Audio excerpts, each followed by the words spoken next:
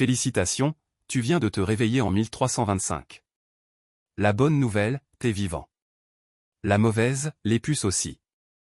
Ton lit, c'est un matelas à moitié pourri, rempli de paille et de bestioles, et ça sent le sol de l'étable, normal, c'était le sol de l'étable il y a 3 mois. Oublie la mousse à mémoire de forme, les oreillers, et surtout, les draps en coton égyptien. T'as juste une couverture en laine, pas lavée depuis l'hiver dernier, qui pèse le poids d'une petite vache à cause de la crasse accumulée. Tu ouvres les yeux, la cloche de l'église sonne au loin. C'est le réveil du Moyen-Âge, en plus fort et encore moins sympa. Ta maison, c'est une cabane en bois avec une seule pièce, sans fenêtre, et un concept open space charmant, ta famille, le bétail et les insectes domestiques partagent le même espace. L'odeur, une symphonie parfumée. Un mélange subtil de bière rance, de sueur humaine, de chèvre, et d'un truc que t'espères être autre chose que de la moisissure, mais au fond, tu sais que c'est ça. Les bougies parfumées, ça existe pas. Et même si ça existait, ça fondrait sur ton sol en terre battue. T'essaies de t'étirer, mais tu regrettes direct, l'air est glacial et t'as mal partout. T'as 22 ans, ce qui, au Moyen-Âge, fait de toi un quasi-vieux. Ta colonne vertébrale grince comme une vieille porte en bois, et tes genoux font le bruit d'un sac de cailloux secoué par un paysan paumé. Sortir du lit, c'est un pari.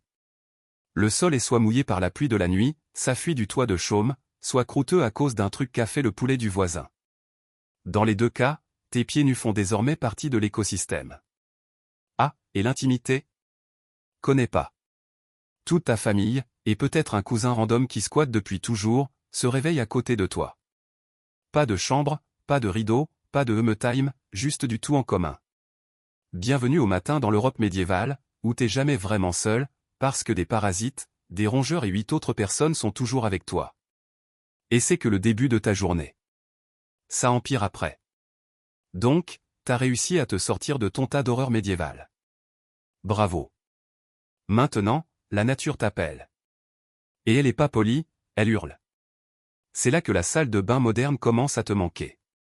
Y a pas de toilette, pas de siège, pas de papier toilette, pas de chasse d'eau, même pas une ventouse vaguement rancunière dans un coin. Au XIVe siècle, se soulager, c'est une aventure, une expérience sociale, et souvent un petit événement public.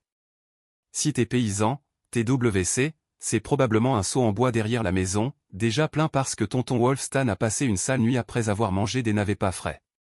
L'odeur est biblique.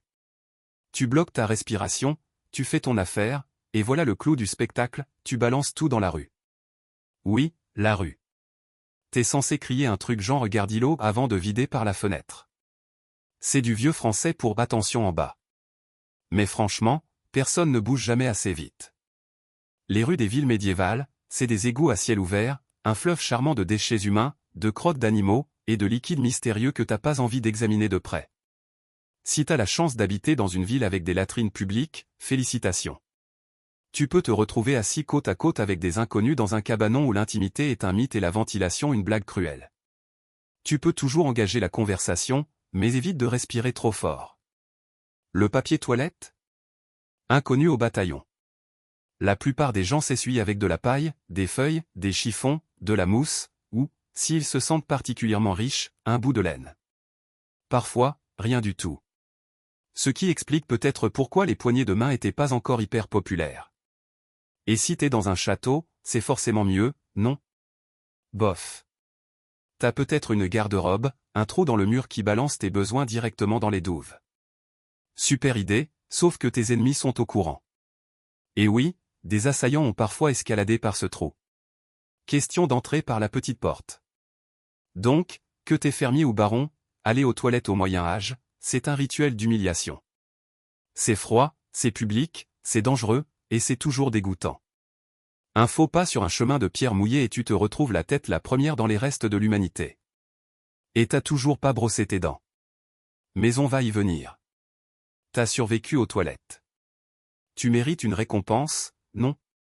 Un bon petit déjeuner, chaud, délicieux, réconfortant. Désolé. C'est l'Europe médiévale. Y a rien de réconfortant ici. Le petit déjeuner, si on peut appeler ça comme ça, c'est une affaire sinistre. Pas d'œufs bénédicts, pas de cafetière qui s'emballe, et surtout, pas d'avocado toast.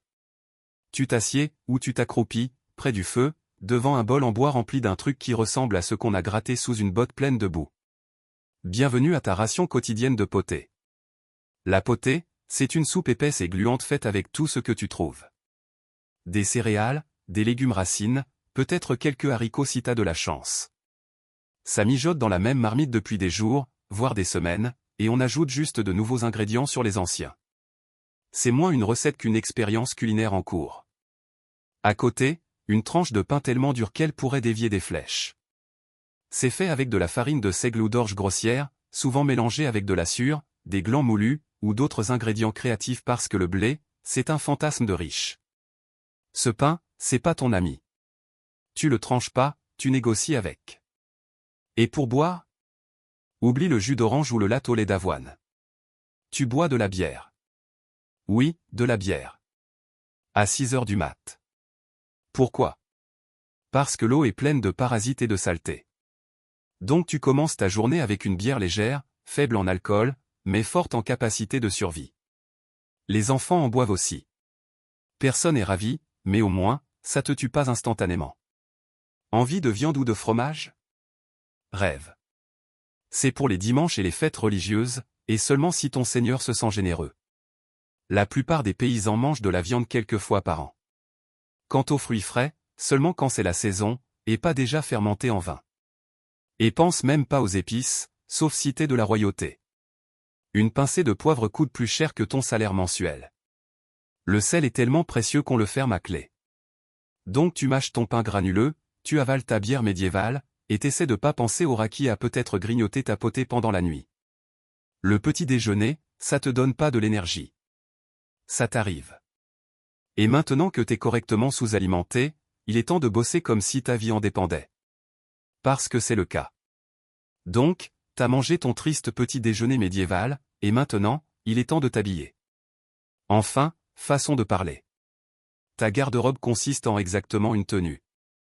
Une tunique en laine grossière, ou une chemise en lin que t'as portée tous les jours pendant des mois, voire des années. Y a pas de mode saisonnière. Y a juste porte ça jusqu'à ce que ça se désintègre ou que ça te donne une infection fongique. Les sous-vêtements, c'est optionnel. Si t'as de la chance, peut-être une sous-tunique en lin. Sinon, tu fais commando sous des couches de laine qui grattent et qui sentent la transpiration, le tout cousu avec amour par quelqu'un qui savait probablement pas à quoi était censé ressembler une couture. Y a pas de machine à laver, pas de savon, et surtout, pas de pressing en vue. Donc tes vêtements sont tachés, raides, et parfumés comme un tas de compost qu'on aurait laissé mariner dans une porcherie. Même si tu voulais les laver, c'est pas facile. Tu devrais tirer de l'eau d'une rivière ou d'un puits, la chauffer sur un feu, frotter ta tunique sur une planche avec des cendres, ou la mentir et l'accrocher au soleil, qui sort environ 3 jours par an. Et me lance pas sur les chaussures. Si t'en as, elles sont faites de cuir non traité, à peine cousues ensemble, et offrent autant de soutien plantaire qu'une peau de banane. La plupart des paysans marchent pieds nus dans la boue, dans le fumier, dans les mines terrestres médiévales, genre cailloux pointus et flaques de maladie. Tout ça veut dire une chose, ta peau te déteste. Tu te grattes constamment. Les puces, les poux et les punaises vivent au crochet de ton corps. Tout le monde en a. Les nobles, les moines crasseux, les enfants qui grattent, tout le monde est une ferme à insectes ambulante. Personne n'y échappe. Tu te gratteras l'aisselle avec une cuillère en bois en discutant avec le curé du coin. Et personne ne sourcillera. Ta peau est à vif à force de frotter. Ton cuir chevelu, un champ de bataille de piqûres. Et si tu développes une éruption cutanée, tant pis pour toi. Y a pas de dermatologue, pas d'hydrocortisone, personne pour te dire que c'est probablement la gale. Tu continues à souffrir. Et si t'as la chance de pas choper une infection, super. Cette éruption te tiendra compagnie pendant les 6 prochains mois, comme un sidéquique médiéval indésirable. Maintenant que t'es habillé de misère et enveloppé d'un confort, il est temps de sortir et de commencer à bosser jusqu'à la mort. Maintenant que t'es habillé de démangeaisons et de laine humide, il est temps d'afficher ton sourire matinal. Sauf que tu le fais pas. Parce qu'au Moyen Âge, sourire, c'est un jeu dangereux. Pas émotionnellement, dentairement. Y a pas de brosse à dents, pas de dentifrice, pas de bain de bouche, pas de fil dentaire. Le concept d'hygiène bucco-dentaire est aussi populaire que celui du bain, c'est-à-dire pas du tout.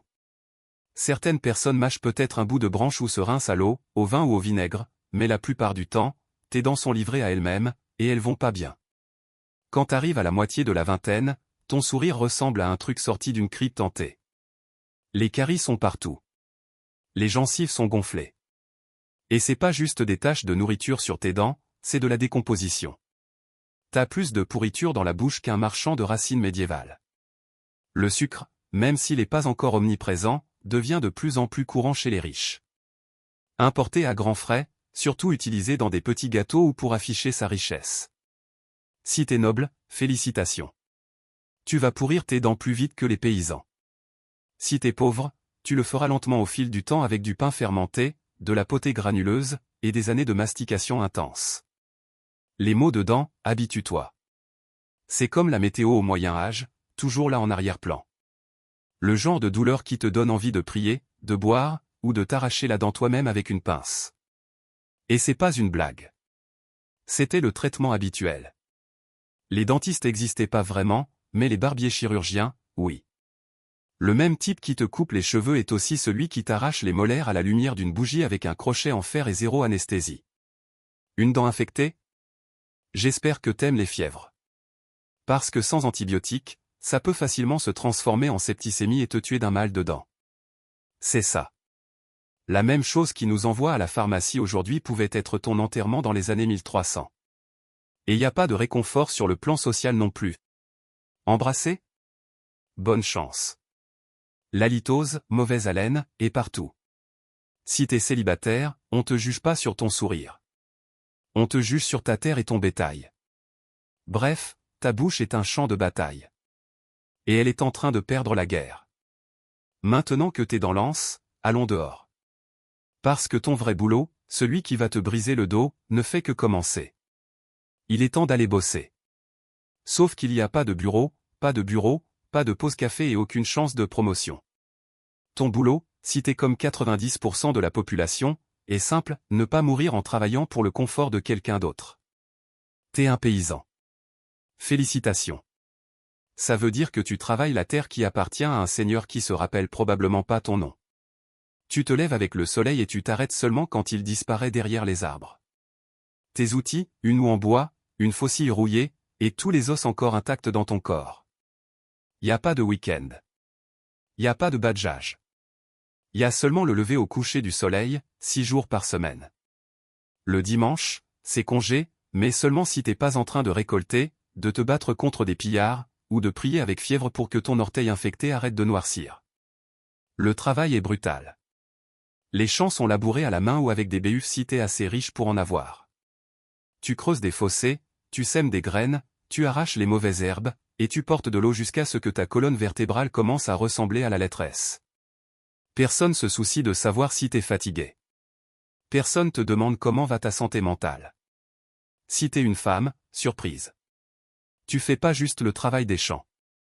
Tu t'occupes aussi des enfants, tu nettoies, tu cuisines, tu files la laine, tu nourris les animaux, et tu fais semblant que l'infestation de poux de ton mari ne migre pas lentement vers ton côté du lit. Les enfants? Ils commencent à aider vers l'âge de 5 ans. Pas d'école, pas de jouets, juste un petit râteau en bois et un rêve de ne pas mourir de la grippe un jour. Et si t'es l'un des rares à ne pas être fermier, peut-être que t'es forgeron, tanneur ou tonnelier, super. Tu bosses quand même avec du feu, des produits chimiques ou des tripes d'animaux toute la journée dans des hangars mal ventilés. Le salaire? En gros, la survie. Les avantages? Des saignements occasionnels, une fracture. Tant pis. Une fièvre? Bois de la bière chaude et continue. Tu peux pas te permettre d'arrêter, même pas une journée. Parce que si tu bosses pas, tu manges pas. Et si tu manges pas, eh bien, l'Europe médiévale a une solution pour ça. Ça s'appelle être remplacé. Donc tu serres ta pelle, tu ignores les ampoules, et tu continues à creuser. Parce qu'au Moyen Âge, ton boulot, c'est pas une carrière. C'est un test d'endurance au ralenti. Maintenant que ton dos brûle à force de labourer les champs, parlons de la météo. Parce qu'au Moyen Âge, la température, c'est moins une question de saison qu'une punition continue venue du ciel. Commençons par l'hiver. Y a pas d'isolation, pas de chauffage central, et pas d'étanchéité. Juste des murs en bois avec des trous assez grands pour lancer un poulet à travers. Tes fenêtres, recouvertes de tissu, pas de verre. Le feu dans la cheminée, sympa en théorie, mais tu n'as pas assez de bois de chauffage pour le faire durer parce que le bois coûte cher et en ramasser dans la forêt est parfois illégal. Oui, tu peux être exécuté pour avoir ramassé le mauvais bâton dans la mauvaise forêt. Tu t'emmitoufles dans ta seule tunique en laine humide, tu te blottis près des braises mourantes, et tu te réveilles quand même avec le nez gelé. Tes pieds, toujours froids, souvent humides. Tes doigts, si raides qu'ils ressemblent à de minuscules bâtonnets glacés médiévaux. Les engelures ne sont pas diagnostiquées. On appelle juste ça pas de chance. Maintenant, avançons rapidement jusqu'à l'été. Ça a l'air mieux, non? Faux. En été, ta maison se transforme en four à argile. Y a pas de ventilateur, pas de courant d'air, et surtout, pas de déodorant. Tu transpires à travers tes couches de vêtements, mais tu peux pas les enlever parce que montrer trop de peau est scandaleux et invite aussi aux coups de soleil, aux piqûres d'insectes et au jugement social. Les mouches sont de sortie en force, attirées par ton corps non lavé et l'odeur du ragoût de chèvre de la semaine dernière qui fermente encore dans un coin. Les moustiques bourdonnent à ton oreille pendant que tu dors, en supposant que tu puisses dormir malgré le bruit des voisins qui hurlent et des bébés qui pleurent. Dans les champs, le soleil te cuit. Pas de crème solaire, pas de chapeau, sauf si tu en as fabriqué un empaille comme un épouvantail désespéré. Et le pire, c'est que tu dois quand même bosser. Les coups de chaleur sont juste appelés un mauvais tour. Donc soit tu grelottes dans ta propre humidité en te demandant si tes orteils vont tenir jusqu'au printemps, soit tu transpires à travers ta seule paire de chaussettes pendant que tes cuisses s'irritent jusqu'à l'oubli. Et la seule chose qui ne change jamais, quelle que soit la saison, tes vêtements te grattent toujours, ta nourriture est toujours dégueulasse, et ton prochain travail t'attend toujours. Bienvenue à la climatisation, style médiéval. Y en a pas. Soif? Envie de te rafraîchir? Envie d'éclabousser un peu d'eau sur ton visage pour te réveiller de ce cauchemar humide qu'est ta vie? Tant pis. Au Moyen Âge, l'eau, c'est pas ton amie. Elle essaie de t'assassiner en silence. Commençons par la boisson. Le ruisseau voisin a l'air frais, bouillonnant et clair, comme dans un film fantastique. Mais spoiler, il l'est pas. En amont, quelqu'un vient de vider un pot de chambre dedans. Et si c'est pas ça, alors un cochon mort s'y décompose probablement. Des parasites, des bactéries et toute l'armée microbienne de l'Europe médiévale t'attendent à chaque gorgée. C'est pour ça que les gens buvaient de la bière. Oui, de la bière, même les enfants.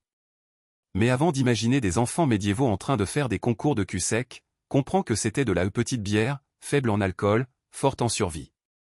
Le brassage faisait bouillir l'eau, donc c'était plus sûr que tout ce qui coulait dans le fossé de la ville. Le vin était une autre option, si t'étais assez riche pour te le permettre et que t'avais pas peur d'être complètement torché avant midi. Et pour le bain? L'eau était sûrement utilisée pour se nettoyer, non? En théorie, oui. En pratique, absolument pas. Tu vois, à l'époque, les gens croyaient que le bain ouvrait tes pores et laissait entrer la maladie.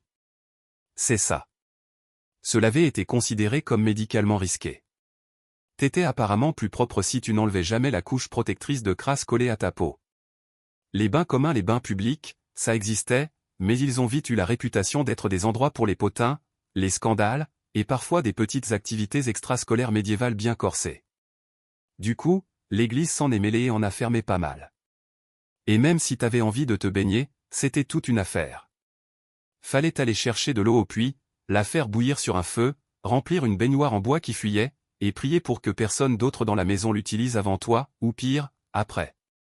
Et l'eau de pluie, recueillie dans des tonneaux ouverts où les oiseaux font leurs besoins, les insectes se reproduisent et la mousse prolifère. Ça donne envie, non?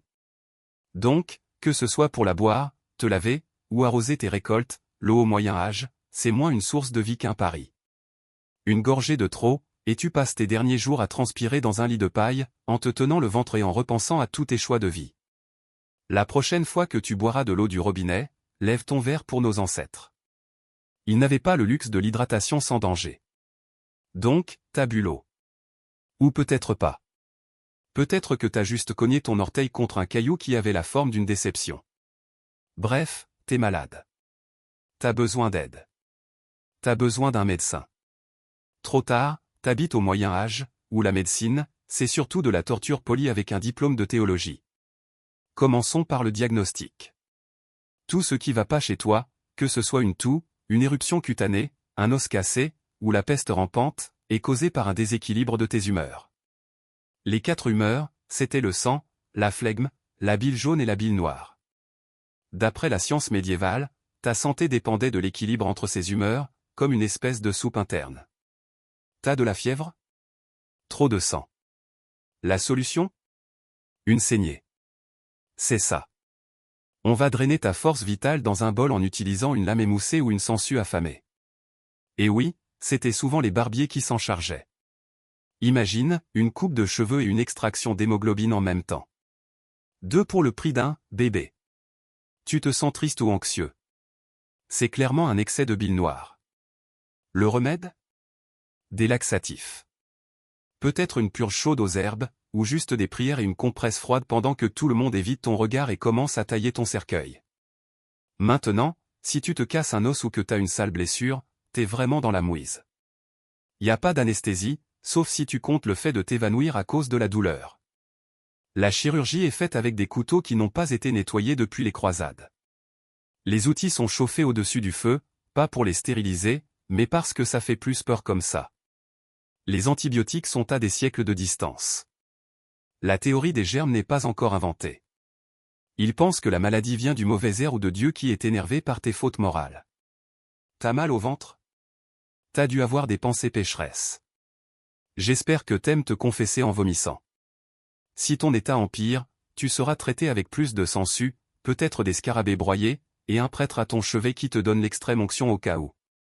À ce stade, il se prépare pour le remède connu sous le nom de mort. Et si, par miracle, tu te rétablis, tout le monde suppose que Dieu a eu pitié de toi. Le médecin s'attribue tout le mérite, et la sangsue est promue. Donc oui, au Moyen Âge, la médecine, c'est moins une question de guérison que de survie au remède. Après une longue journée de labeur, de poux et de sangsue, il est enfin temps de manger. Tu rentres en traînant les pieds dans ta cabane, l'estomac qui gargouille, prêt pour la seule joie qu'il reste dans la vie, un repas chaud.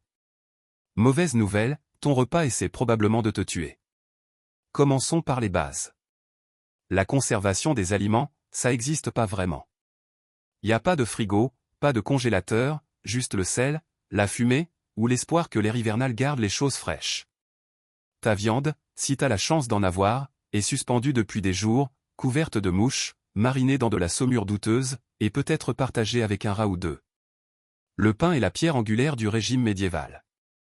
Mais même ça, c'est pas sûr. Les années de mauvaise récolte, les paysans désespérés le gonflent avec de l'écorce, de la sueur ou même de l'argile pour qu'il dure plus longtemps. Et si c'est la saison du seigle, y a un bonus, l'ergot, un champignon qui provoque des convulsions, des hallucinations, et parfois la mort. C'est comme manger du pain coupé au LSD et au tétanos. Les légumes, seulement s'ils sont de saison. Et tu sais ce qui est toujours de saison? Les navets. Tellement de navets. Bouillis, en purée, ou flottant dans la potée qui, si tu te souviens du chapitre 3, est en gros un marécage chaud d'ingrédients mystérieux qui mijotent depuis les funérailles de ton arrière-grand-père. Les fruits peuvent être disponibles en automne, mais ils pourrissent vite, et le sucre est rare, cher et gardé par les riches pour montrer leurs dents noircies. Les produits laitiers, c'est un autre pari. Le lait frais se gâte en quelques heures. Le beurre et le fromage s'en sortent mieux, mais ils sont remplis de bactéries. Les gens les mangent quand même parce que, franchement, c'est soit ça, soit mâcher le cuir de tes bottes. Et parlons des assaisonnements. Les épices comme le poivre, la cannelle ou la muscade. Ça vaut plus que l'or. Pour le paysan moyen, la saveur vient des oignons, du sel si t'as de la chance, et de la douleur. La plupart des repas ont le goût d'une toile de jute mouillée saupoudrée de tristesse. Mais la nourriture n'est pas qu'un danger pour la santé. C'est un danger politique. Les animaux sauvages appartiennent au Seigneur, pas à toi. Si t'es pris à braconner un lapin, tu peux être condamné à une amende, emprisonné, ou même exécuté. C'est ça. Ton dîner pourrait te faire pendre. Donc, alors que tu t'assieds pour manger ta soupe grise à la lumière vacillante du feu, rappelle-toi que chaque bouchée est un risque. Mais tu manges quand même. Parce qu'au Moyen Âge, la nourriture ne nourrit pas. Elle te teste. C'est le soir. T'as travaillé, t'as souffert, et t'as à peine digéré ta soupe suspecte. Tu pourrais penser que la journée touche à sa fin, mais te détends pas trop, parce que Dieu te regarde. Le prêtre aussi. Et ta voisine Agnès, qui va absolument te dénoncer si tu rates la messe. Dans l'Europe médiévale, la religion n'est pas juste une partie de la vie. C'est la vie. L'Église contrôle ton calendrier, tes lois, ton éducation, si tu sais lire, ta naissance, ton mariage, ta mort, et tout le reste. Vois ça comme ton propriétaire spirituel. Et t'es toujours en retard de loyer. Chaque jour est structuré autour des cloches de prière. La cloche de l'église sonne le matin, à midi et le soir. Pas parce que les gens ont besoin de rappel, mais parce que rater la prière est un péché. Oublier de s'incliner. Péché. Manger de la viande un vendredi? Péché. Penser à la femme de ton voisin dans ce rêve que t'as fait? Double péché. Et oui, l'enfer est très réel. Vraiment réel. Les prêtres le décrivent avec des détails glorieux, des rivières de feu, des lacs de sang bouillant, des démons avec des fourches, et des gémissements éternels. Si la peste te fait pas peur, la damnation éternelle, elle, va te faire trembler. Tu peux pas lire la Bible toi-même parce qu'elle est écrite en latin, une langue réservée aux moines, au clergé, et à ce gosse de noble qui se croit trop bien pour la terre. Tu dépends de l'Église pour interpréter tout pour toi. Ça veut dire que si le prêtre dit que ta mauvaise récolte est due au fait que t'as pas assez prié, bah, il est temps de s'agenouiller plus fort. Les dîmes, 1/10 de tout ce que tu possèdes, sont obligatoires. Si tu cultives du blé, tu donnes du blé. Si tu élèves des poulets, tu donnes des œufs. Si t'as rien, félicitations. T'es spirituellement en faillite et financièrement condamné. Les fêtes? Ce sont des jours saints. Des douzaines.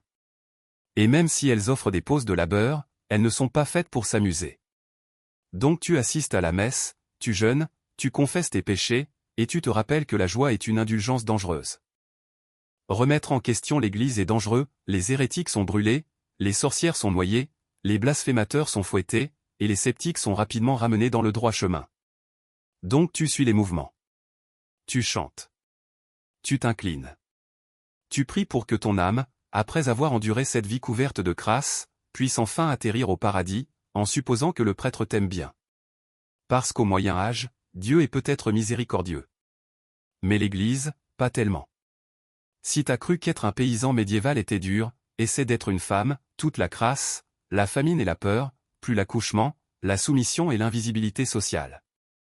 Au Moyen Âge, être une femme, c'est comme jouer en mode difficile sans potion de santé et sans bouton de redémarrage. Dès la naissance, le chemin de vie d'une fille est à peu près tracé, se marier jeune, enfanter, servir son mari, mourir fatigué. L'éducation, c'est pas probable. À moins que tu sois issu d'une famille noble et envoyé dans un couvent, ton développement intellectuel s'arrête au moment où tu apprends à baratter le beurre et à rapiécer une tunique. Le mariage arrive tôt. Très tôt. C'est pas bizarre d'être promise à 12 ans et enceinte à 14 ans. C'est pas une question d'amour. C'est une question de terre, de bétail et d'alliance. Ton avis n'est pas requis. Une fois marié, t'es en gros la propriété de ton mari. Ton boulot, c'est de produire des héritiers, de nourrir tout le monde, de faire tourner la maison, et de ne pas te plaindre. Parce que te plaindre pourrait te faire traiter de mégère, ou pire, de sorcière. Ce label est livré avec une noyade ou un brûlage gratuit, selon la mode locale. L'accouchement est une loterie mortelle. Y a pas de soins prénataux, pas d'outils stériles, pas d'anesthésie. Les sages-femmes font de leur mieux, mais même des complications mineures peuvent signifier la mort pour la mère, l'enfant, ou les deux. Certaines femmes survivent à 10 grossesses. Beaucoup ne survivent pas du tout. Mais t'inquiète pas, une fois que le bébé est sorti, ton travail augmente. Maintenant, t'as un nourrisson hurlant dans une cabane pleine de poux, et on s'attend à ce que tu allaites, cuisines, nettoies, et que tu aides quand même dans les champs. T'as pas de pause. T'es la pause pour tout le monde. Si t'es pas marié, t'es suspecte. Si t'es veuve, t'es vulnérable. Si t'as de la gueule, t'es dangereuse. Les femmes qui ne se conformaient pas étaient souvent accusées de sorcellerie, surtout si elles avaient des connaissances en herboristerie, une forte personnalité, ou juste si elles avaient regardé quelqu'un de travers un mardi pluvieux. Même à l'église, ton rôle est limité. Les nonnes vivaient sous des règles strictes. Pas le droit de parler sans permission, pas de liberté de mouvement, et ta valeur spirituelle est toujours classée en dessous de celle des hommes. Bref, si t'es une femme au Moyen Âge, on s'attend à ce que t'endures, t'obéisses, te reproduisent et souffrent en silence, idéalement en souriant. Parce que même à une époque de souffrance universelle, on s'attendait en quelque sorte à ce que les femmes souffrent avec grâce. Jusqu'à présent, t'as combattu la crasse, la famine, l'injustice sociale, et peut-être une chèvre. Mais juste au moment où tu penses que ta journée ne peut pas être pire, voilà la violence. Bruyante, sanglante, et souvent complètement acceptable selon les normes médiévales. Soyons clairs, le Moyen-Âge n'était pas pacifique. L'idée de l'ordre public signifiait surtout espérer que le seigneur local ne soit pas de mauvaise humeur. La violence est partout. Dans la maison, dans les rues, sur le champ de bataille, dans les disputes à l'église, et parfois dans la file d'attente au four à pain communal. Le crime est courant, la punition est brutale, et la justice est plus un spectacle qu'une protection. Tu voles une miche de pain, tu pourrais perdre une main. T'es accusé de mentir, on pourrait te percer la langue. Tu racontes trop de potins, tu rencontres la bride des bavardes, un masque en métal attaché à ta tête avec une barre dans la bouche pour correction, bien sûr. Disons que t'es accusé de quelque chose de grave, hérésie, vol, sorcellerie. Comment prouves-tu ton innocence? En étant torturé, évidemment. Bienvenue à l'épreuve du jugement de Dieu. Une version, tu plonges ta main dans l'eau bouillante pour en retirer une pierre. Si ça guérit sans infection en 3 jours, t'es innocent. Sinon, t'es coupable. Une autre option, t'es jeté dans une rivière. Si tu coules, t'es innocent et probablement mort. Si tu flottes, t'es coupable et tu seras puni de toute façon. C'est comme un jeu télévisé médiéval où le prix est la survie et l'animateur est activement contre toi. Et si t'es condamné à mort, c'est un événement public. Les exécutions sont réalisées devant une foule en liesse. Pendre, décapiter, brûler. Parfois, les gens amènent des collations. C'est l'équivalent médiéval de la télé par câble. La violence domestique est complètement normale. Les maris étaient autorisés, voire censés, discipliner leurs femmes et leurs enfants. Les bagarres de rue sont courantes. Tu pourrais te faire tabasser juste pour avoir mal regardé le cheval d'un noble. Et la guerre est toujours en train de mijoter. Querelles locales, disputes territoriales, croisades religieuses. Quelqu'un est toujours en train de partir poignarder quelqu'un d'autre au nom de l'honneur, de Dieu ou de l'ennui. La violence n'est pas une rupture de la société au Moyen-Âge. C'est la société. Tout le monde vit avec la connaissance constante que la vie est fragile, la justice est arbitraire, et ton voisin pourrait te fracasser le crâne pour un cochon. Donc marche prudemment, baisse les yeux, et ne fais jamais confiance à quelqu'un avec un gourdin. À ce stade, t'as survécu au pouls, au sangsues, à la misère sans lessive, et à la menace imminente de l'éviscération publique. Mais voilà le dernier chapitre de la plupart des vies médiévales, une mort précoce et sans gloire. Si t'es vivant et que tu respires encore après 40 ans, t'es pratiquement une célébrité. On pourrait même t'appeler le vieux, ce qui est moins un surnom qu'un miracle statistique. Décomposons ça. L'espérance de vie moyenne oscille entre 30 et 40 ans, mais ce chiffre est fortement tiré vers le bas par la mortalité infantile. Près de la moitié des enfants meurent avant d'atteindre l'âge de 5 ans. Une maladie, la malnutrition, ou un hiver rude, c'est tout ce qu'il faut. Pas de vaccin, pas d'antibiotiques, pas d'espoir. Si t'as survécu à l'enfance, tu entres dans l'âge adulte déjà épuisé. Le travail commence dès que tu peux marcher droit, et à 25 ans, tes articulations craquent comme une porte de monastère. Il te manque peut-être plusieurs dents, un doigt, et la plupart de ton optimisme d'origine. Les femmes sont confrontées à un défi particulièrement mortel, l'accouchement. C'était l'une des principales causes de décès chez les femmes médiévales. Pas de soulagement de la douleur, pas d'intervention médicale, juste la prière, de l'eau chaude, et quelqu'un qui te tient la main pendant que tu saignes sur un lit rempli de paille. Pour les hommes, les dangers étaient différents, mais tout aussi implacables. Accidents agricoles, infections dues à des blessures mineures, la rage d'un voisin ivre, une croisade qui a mal tourné. Même aller au marché pouvait être risqué si tu croisais un bandit ennuyé ou un percepteur d'impôts en colère. La mort pouvait aussi venir tranquillement de la peste, qui transformait les villes en cimetières du jour au lendemain, ou de la famine, qui pouvait durer des saisons entières, décimant des villages entiers. Ou de la malchance, comme manger des céréales avariées et passer tes dernières heures à halluciner et à hurler au mur. Et les funérailles? T'avais de la chance si t'en avais. Les corps étaient souvent enterrés rapidement pour éviter les maladies. Pas d'embaumement, pas de cercueil poli, juste un trou, quelques prières murmurées, et un monticule de terre peu profond s'il restait assez de place dans le cimetière. Donc oui, à l'époque médiévale, la vie était brutale, courte et constamment assiégée par la mort sous toutes ses formes décontractées. Tu ne prenais pas ta retraite. Tu arrêtais juste de te pointer. Et en parlant de sortie, passons à ton dernier chapitre. Le rêve médiéval s'éteint. Alors, comment s'est passée ta journée? Tu t'es réveillé dans la crasse, t'as fait tes besoins dans un seau, t'as brossé tes dents avec des vœux pieux, t'as failli t'évanouir de faim, t'as travaillé jusqu'à ce que ta colonne vertébrale crie grâce, t'as gratté ton chemin à travers de la laine qui gratte, t'as prié pour ne pas attraper la peste, et t'as à peine échappé à une exécution publique pour avoir possédé un écureuil. Bienvenue à une journée typique dans l'Europe médiévale. Tu rêves toujours de devenir un chevalier? Réfléchis bien. Cette version romancée du Moyen-Âge, les épéistes vaillants, les nobles dames dans les tours, les batailles héroïques, et les festins dans les grandes salles éclairées aux chandelles. C'est un mythe, poli par les contes de fées et les livres de fantaisie. En vérité, le monde médiéval était sale, cruel et profondément injuste. La hiérarchie était primordiale. Si t'étais né pauvre, tu restais pauvre. Si t'étais né riche, félicitations. T'avais une meilleure chance de survivre.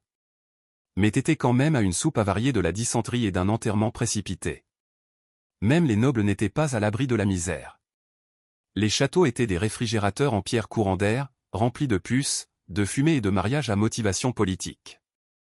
Bien sûr, t'avais une cape de fourrure et une coupe de vin, mais aussi 50% de chances de mourir dans une escarmouche ou d'une écharde infectée. C'est pas vraiment le luxe. Les temps simples n'étaient pas simples. Ils étaient implacables. Tout prenait plus de temps. Tout faisait plus mal. Tout, de l'accouchement à la mastication, venait avec des conséquences. La vie était survie, pas loisir. Et si tu trouvais un moment de calme pour penser, pour rêver, pour imaginer quelque chose de mieux? Il n'y avait pas grand-chose que tu pouvais faire avec ça. Pas de mobilité ascendante, pas de médecine moderne, pas d'internet pour chercher sur Google c'est quoi cette éruption bizarre. Tu à l'Ived t'as vécu, souffert, bossé et crevé dans un rayon de 15 bornes autour de ton lieu de naissance. Mais voilà le truc le plus dingue. À travers tout ça, les gens riaient quand même, chantaient, racontaient des histoires, tombaient amoureux et trouvaient un sens à la vie. Pas parce que la vie était facile, mais parce que les humains sont têtus, c'est comme ça. Même dans les chapitres les plus sombres, il faisait de la place pour la lumière. Alors ce soir, quand tu te glisseras dans ton lit propre avec plomberie intérieure, antibiotiques et chauffage central, tu pourras peut-être dire un merci silencieux au monde moderne et à tes ancêtres qui se sont battus contre les rats, la famine et le féodalisme pour que tu n'aies pas à le faire. Bien avant d'être Catherine la Grande, impératrice de toutes les Russies, maîtresse des réformes et icône d'ambition, elle était simplement Sophie. Née Sophie Frédéric Auguste d'Anhalt-Zerbst en 1729. Fille d'une famille princière allemande relativement obscure.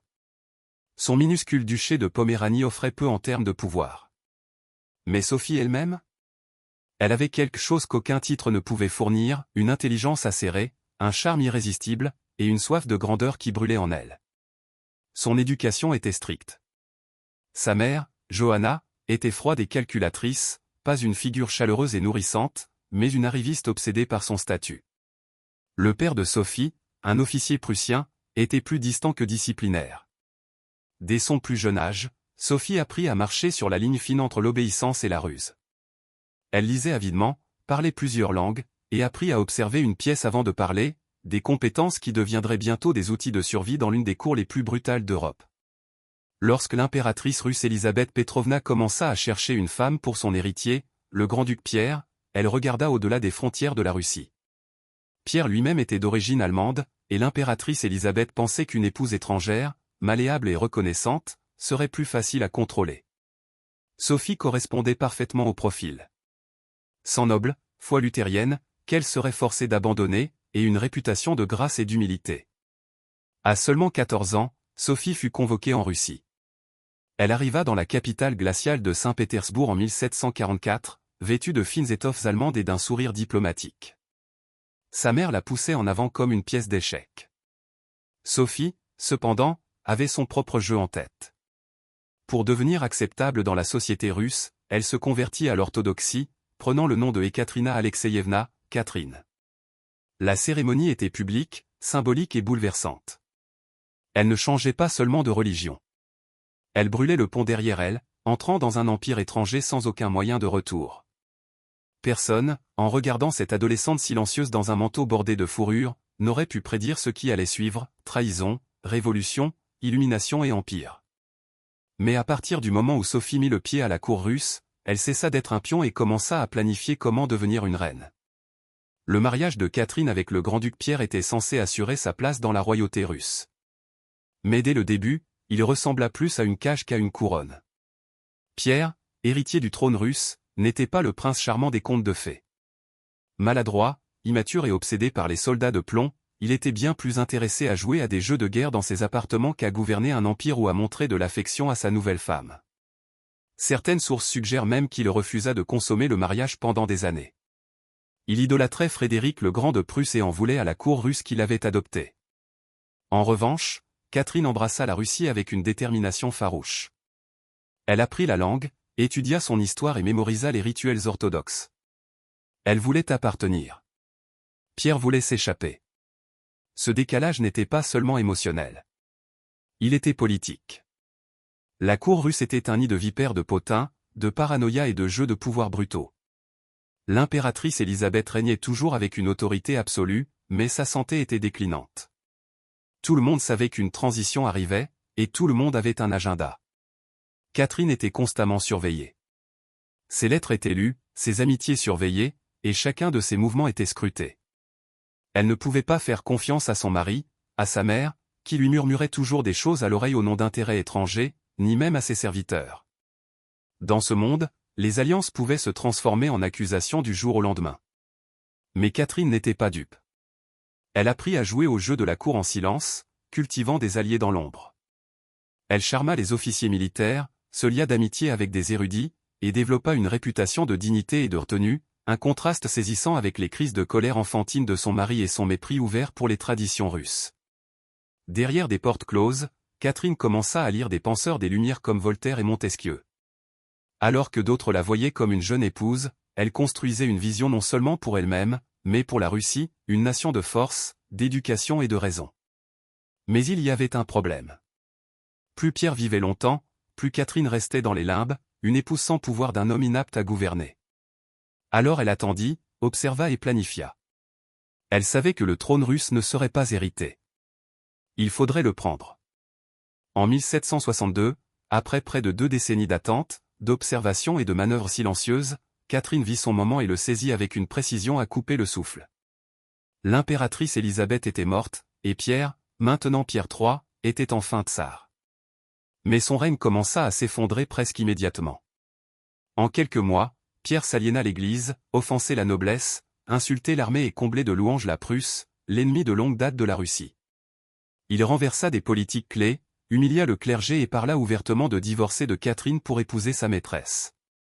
La cour, déjà méfiante envers son comportement erratique, devint froide. L'armée, remplie de généraux fidèles à Catherine, grommela dans les couloirs. Même les Russes ordinaires, dévots et patriotes, voyaient Pierre comme une marionnette étrangère qui se moquait de leurs traditions. Catherine, observant tout cela se dérouler, fit son geste. En juillet de la même année, alors que Pierre était absent à son palais d'été, Catherine lança un coup d'État sans effusion de sang. Soutenue par des officiers militaires clés, dont son amant Grigori Orlov et ses frères influents, elle traversa Saint-Pétersbourg en tenue d'apparat, fut proclamée impératrice Catherine II et gagna l'allégeance de la puissante garde impériale. Pierre, pris au dépourvu et sans alliés, se rendit en quelques jours. Il fut placé en détention et peu après retrouvé mort dans des circonstances mystérieuses.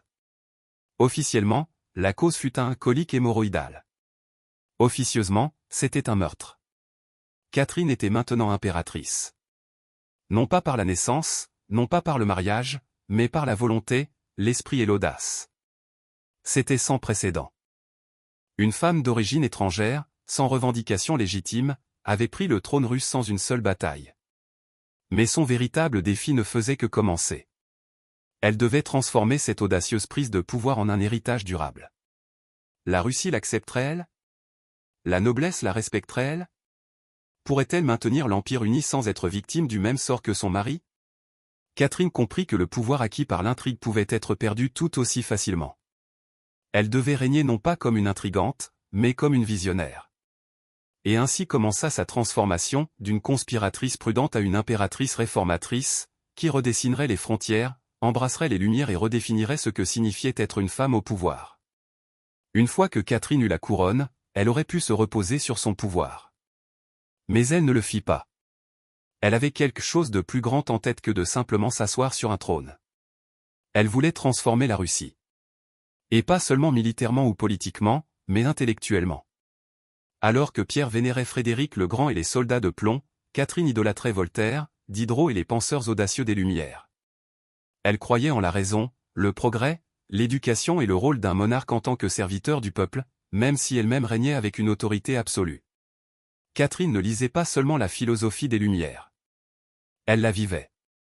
Elle correspondit directement avec Voltaire pendant plus de 15 ans, le flattant tout en défendant son autocratie. Elle invita Diderot à sa cour et acheta même toute sa bibliothèque pour le soutenir financièrement. Derrière des portes closes, elle étudiait attentivement les textes juridiques, débattait des réformes et élaborait des politiques pour moderniser l'Empire. Son premier règne fut rempli d'efforts pour codifier le droit russe. Elle forma la commission législative en 1767, un projet ambitieux destiné à réécrire tout le code juridique de la Russie.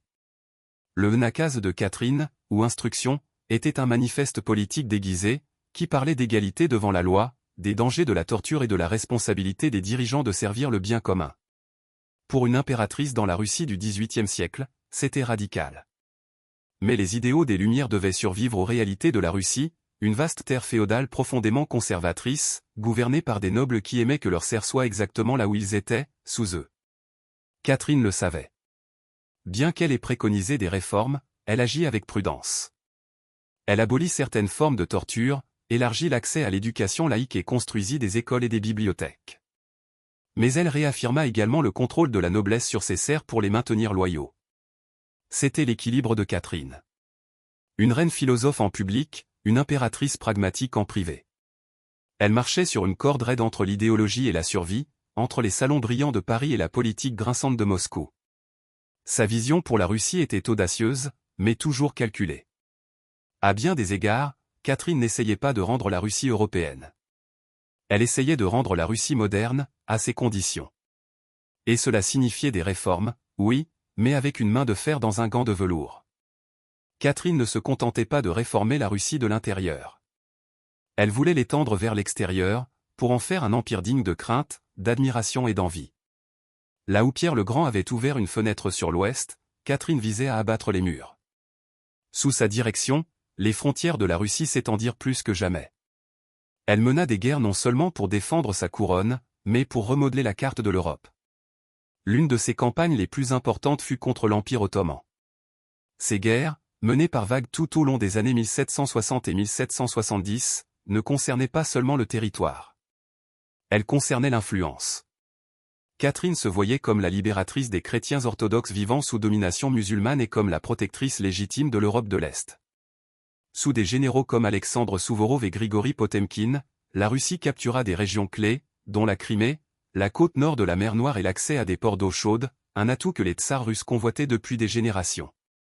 Ces victoires n'étaient pas seulement militaires, elles étaient symboliques. À chaque conquête, Catherine envoyait un message, la Russie n'était plus la cousine lointaine et arriérée de l'Europe. C'était une force continentale. Elle tourna également son regard vers l'Ouest. Dans une série d'accords et de manœuvres diplomatiques, Catherine participa au partage de la Pologne, découpant le Commonwealth polono-lituanien en difficulté avec l'Autriche et la Prusse. À la fin du troisième partage en 1795, la Pologne fut rayée de la carte et la Russie revendiqua de vastes nouvelles terres et des millions de nouveaux sujets. Mais Catherine ne conquit pas seulement avec des armées. Elle colonisa aussi avec des idées. De nouvelles villes furent construites. Les routes commerciales furent élargies. Des colons allemands furent invités à cultiver les terres agricoles russes. L'Empire devint une mosaïque, de la Baltique glacée aux rivages ensoleillés de la mer Noire. Et à travers tout cela, Catherine restait la force centrale, lisant des rapports, donnant des ordres, et supervisant personnellement la forme de son empire en expansion. Les critiques l'accuseraient d'être assoiffée de pouvoir, voire impérialiste. Mais pour Catherine, l'expansion n'était pas de l'ambition. C'était une destinée. Une grande dirigeante, croyait-elle, se mesurait non seulement par ses idées, mais par ses frontières. Elle ne voulait pas seulement gouverner la Russie. Elle voulait la refaçonner en un empire civilisé, craint par ses ennemis, respecté par ses pairs et loyal envers elle seule. Malgré toute son intelligence et son pouvoir, Catherine la Grande était tout aussi célèbre pour ce qui se passait derrière les portes du palais. Et non, tout n'était pas chuchoté dans les bibliothèques. La vie privée de Catherine devint l'un des aspects les plus commentés de son règne. Elle avait des amants, pas seulement un ou deux, mais un défilé soigneusement organisé d'entre eux, souvent des décennies plus jeunes, souvent beaux et parfois politiquement influents. Elle ne les cachait pas. En fait, elle les récompensait souvent avec des titres, des domaines et des pensions s'ils se comportaient bien. Sinon, ils étaient discrètement renvoyés, parfois avec un merci poli et une promotion. Parmi les amants les plus importants se trouvait Grigori Potemkin, un homme aussi brillant qu'audacieux. Leur relation brouilla les frontières entre la romance, la politique et le partenariat. Certains historiens pensent qu'ils se sont peut-être même mariés en secret. Ensemble, ils ont façonné des campagnes militaires, des projets de colonisation et la transformation du sud de la Russie. Potemkin n'était pas qu'un amant. Il était son co-dirigeant à bien des égards. Pourtant, l'Europe ne pouvait pas regarder au-delà du scandale. Des potins tourbillonnaient. Des pamphlets satiriques la peignaient comme lubrique, insatiable, voire déséquilibrée. Et après sa mort, les rumeurs n'ont fait qu'empirer. La plus infâme étant le conte complètement faux et grotesque impliquant un cheval, répandu par ses ennemis pour salir son héritage. Mais pourquoi cette obsession? Simple. Catherine était une femme qui exerçait le pouvoir sans s'excuser. Et dans un monde où les dirigeantes étaient censées être soit des vierges saintes, soit des figures tragiques, elle refusa de jouer le rôle. Elle vécut, aima et régna selon ses propres conditions, et cela la rendait dangereuse. Ironiquement, alors que ses critiques la peignaient comme immorale, Catherine elle-même était profondément philosophique à propos de l'amour et de la sexualité. Elle croyait que le plaisir était une partie naturelle de la vie et que les relations personnelles n'avaient pas à menacer la responsabilité publique. Elle sépara l'émotion de la gouvernance, un exploit que peu de dirigeants masculins réussirent. En réalité, ces liaisons étaient souvent stratégiques. Elle s'entourait d'hommes loyaux, capables et politiquement utiles. Et quand ils cessaient de l'être, elle les laissait partir, généralement avec un sourire et une retraite généreuse. La vie amoureuse de Catherine n'affaiblit pas son règne. Elle faisait partie de sa stratégie. Un mélange de passion et de pouvoir qui la rendit inoubliable, envie et crainte.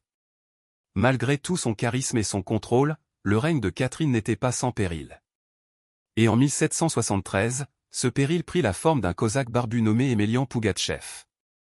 Ce n'était pas un rebelle ordinaire. Pougatchev prétendait n'être autre que Pierre III, le mari mort de Catherine. Selon lui, il avait survécu au coup d'État et était maintenant revenu pour reprendre le trône à l'usurpatrice allemande. C'était absurde. Pierre était mort depuis longtemps. Mais pour les classes inférieures opprimées et épuisées de la Russie, la revendication n'avait pas besoin d'être vraie. Elle avait juste besoin d'offrir de l'espoir. Pougatchev promit la libération, la fin du servage, la baisse des impôts et la terre pour le peuple.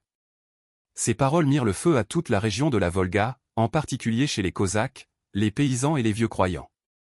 À une époque où le fossé entre les nobles et les serfs s'était brutalement creusé, ces promesses sonnaient comme le salut. La rébellion de Pougatchev devint le plus grand soulèvement paysan de l'histoire de la Russie. Des villes furent prises, des forteresses tombèrent, des nobles furent massacrés. Pendant un moment terrifiant, il sembla que l'empire lui-même pourrait se fracturer. Catherine était ébranlée. Ce n'était pas une guerre étrangère, elle pouvait gagner avec la cavalerie et les traités. C'était une révolte de l'intérieur, son propre peuple se soulevant contre le système qu'elle régnait. Mais Catherine ne paniqua pas. Elle agit. Elle envoya des forces militaires professionnelles pour écraser la rébellion sans pitié. Les forces de Pougatchev furent défaites en 1774.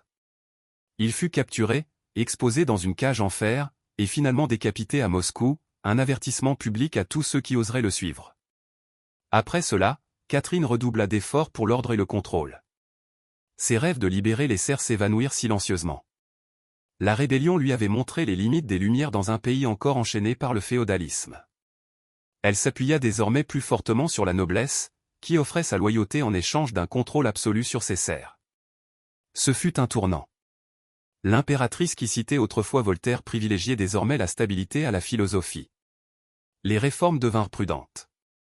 La surveillance augmenta. La rébellion, même murmurée, devait être étouffée avant qu'elle ne prenne forme.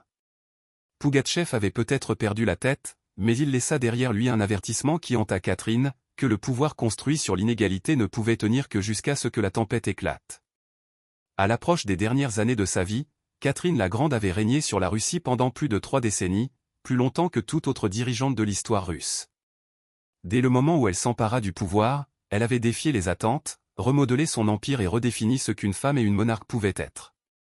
Sous le règne de Catherine, la Russie devint une véritable puissance européenne.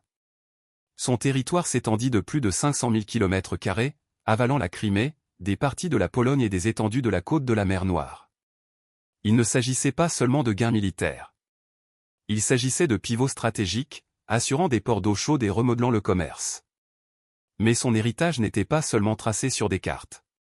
Catherine laissa également une empreinte culturelle. Elle aida à fonder le musée de l'Ermitage, amassa l'une des plus grandes collections d'art d'Europe et correspondit avec les plus grands esprits des Lumières. Sa cour devint un centre de sophistication, d'art et d'ambition intellectuelle. Dans un pays souvent considéré comme arriéré par les Européens de l'Ouest, Catherine plaça fermement la Russie sur la carte culturelle. Elle modernisa l'éducation, fonda des écoles pour filles et encouragea l'impression de livres. Elle introduisit la vaccination contre la variole en Russie, se faisant même vacciner publiquement, un acte de bravoure scientifique à son époque. Pourtant, son règne fut aussi celui des contradictions. Bien qu'elle admirât les idéaux des Lumières, elle ne libéra jamais les serfs. En fait, elle étendit le servage plus profondément dans les territoires de la Russie. Ces réformes, bien qu'impressionnantes, restèrent pour la plupart descendantes, conçues pour polir l'Empire sans véritablement transformer ses fondations. Pourtant, le règne de Catherine apporta stabilité et ambition. Elle comprit que le pouvoir n'était pas hérité. Il était façonné, géré et constamment défendu.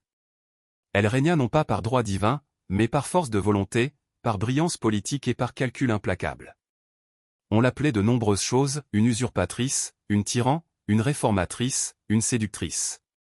Mais avant tout, elle était efficace. À sa mort en 1796, la Russie était plus riche, plus grande et plus formidable qu'elle ne l'avait été depuis des siècles. Elle laissa derrière elle un trône sûr, un empire étendu et une légende qui perdurerait pendant des siècles. Catherine ne se contenta pas de régner. Elle régna avec intellect, stratégie et une emprise inflexible sur l'histoire. Et ce faisant, elle devint plus qu'une impératrice. Elle devint un mythe. Malgré tout son pouvoir, son expansion et son héritage durable, Catherine la Grande était avant tout une femme naviguant dans un monde d'hommes et le remodelant à son image. Derrière les portraits impériaux et les décrets d'État se cachait quelqu'un de profondément conscient de la précarité de sa position. Elle n'était pas née russe. Elle était arrivée au trône par un coup d'État. Elle régnait sur un empire qui ne voulait pas d'une femme à sa tête. Et pourtant, non seulement elle endura, mais elle prospéra. Catherine ne se contenta jamais d'être ornementale. Elle lisait constamment, écrivait sans cesse et n'arrêtait jamais d'apprendre. Son emploi du temps quotidien était intense. Des heures à lire des rapports, à correspondre avec des puissances étrangères, à éditer des documents d'État et à gérer une cour remplie de factions rivales. Elle ne se contenta pas de s'asseoir sur le trône. Elle le travailla comme une femme d'État née pour ça. Elle était aussi, à bien des égards, solitaire. Elle s'entourait de courtisans, d'amants et d'artistes, mais écrivit dans ses mémoires qu'elle ne pouvait faire confiance qu'à peu de personnes. Son fils Paul, dont elle se méfiait et qu'elle tenait éloigné des affaires d'État, devint un homme dont elle craignait qu'il ne défasse tous ses progrès. Son plus grand partenariat émotionnel avec Grigory Potemkin s'éteignit en une amitié profonde, mais sa mort en 1791 laissa une blessure qui ne guérit jamais vraiment. Catherine façonna son image avec soin. Elle comprit le pouvoir du récit et l'exerça mieux que la plupart des monarques de son époque. Elle se fit passer pour la mère de la Russie, la monarque éclairée, l'impératrice guerrière et l'amante des arts. Mais sous ces rôles se cachait une femme qui avait enduré le rejet, la trahison, le scandale et la rébellion, et qui avait continué. À sa mort en 1796, elle laissa derrière elle un empire transformé, mais aussi des questions. Aurait-elle pu faire davantage pour mettre fin au servage? Ses idéaux des Lumières ont-ils été compromis par la politique? Était-elle plus réformatrice ou dirigeante? L'histoire se souvient d'elle sous le titre qu'elle ne s'est jamais donné, la Grande. Ce n'était pas parce qu'elle était irréprochable, gentille ou juste. C'était parce qu'elle avait pris le pouvoir et l'avait exercé selon ses propres conditions, à une époque et dans un lieu où les femmes n'étaient pas censées en avoir. Elle n'a pas seulement porté la couronne. Elle a réécrit ce que cela signifiait de mériter une couronne. Dans les profondeurs humides de la jungle du Chiapas, dans le sud du Mexique, les ruines de Palenque murmurent des histoires du monde maya antique. Des temples imposants s'élèvent au-dessus de la canopée, leur face en calcaire érodée par le temps, mais toujours débordante de secrets. Et en 1994, l'un de ces secrets se révéla. Une équipe d'archéologues mexicains, dirigée par Fanny López Jiménez, inspectait le temple 3, une pyramide relativement modeste à côté du plus célèbre temple des inscriptions, le site funéraire du puissant roi Pakal le Grand. On ne s'attendait pas à ce que le temple, le trône, contienne grand-chose, jusqu'à ce qu'il remarque quelque chose d'étrange. Une chambre cachée et scellée sous la structure. Aucun pilleur n'y avait touché. C'était intact. Lorsque les archéologues percèrent et descendirent à l'intérieur, ils trouvèrent un sarcophage en pierre reposant en silence. L'air était lourd du poids des siècles. Lorsqu'ils ouvrirent le couvercle, une poussière rouge s'éleva comme de la fumée, d'un rouge vif et choquant. L'intérieur était recouvert de cinabre en poudre, un sulfure de mercure toxique utilisé lors des cérémonies par les Mayas. Et gisant dans ce nuage cramoisi se trouvait le squelette d'une femme. Elle avait été enterrée avec soin et révérence. Ses os étaient fragiles mais intacts, son crâne portant toujours un masque de jade et son corps entouré d'offrandes funéraires, colliers, diadèmes, ornements d'oreilles, tous fabriqués à partir de jade et de coquillages. Tout dans l'enterrement criait à la royauté. Pourtant, aucun nom n'était inscrit. Aucun glyphe ne l'identifiait. C'était l'un des enterrements féminins les plus riches jamais trouvés en Mésoamérique. Et pourtant, c'était une énigme totale. Pourquoi a-t-elle été enterrée dans de la poudre rouge? Qui était-elle? Était-elle une reine, une prêtresse ou peut-être même la femme de Pakal? Les chercheurs l'appelèrent la Reine Rouge, et le nom resta. Mais même avec les techniques de police scientifique modernes, ils ne pouvaient pas dire avec certitude qui elle était, seulement qu'elle avait vécu vers le 7e siècle, pendant l'âge d'or de Palenque. Contrairement à la plupart des tombes mayas, la sienne avait été cachée, intacte et délibérément isolée. Son enterrement n'était pas seulement cérémonial. Il était spirituel. Cette femme n'était pas destinée à être remémorée avec des mots. Elle était destinée à être remémorée par le biais du rituel, de la couleur et du mystère qu'elle laissait derrière elle. La caractéristique la plus troublante de la tombe de la Reine Rouge n'était pas ses bijoux en jade ou le silence de la chambre scellée. C'était la poussière rouge. Une épaisse couche de cinabre en poudre recouvrait tout.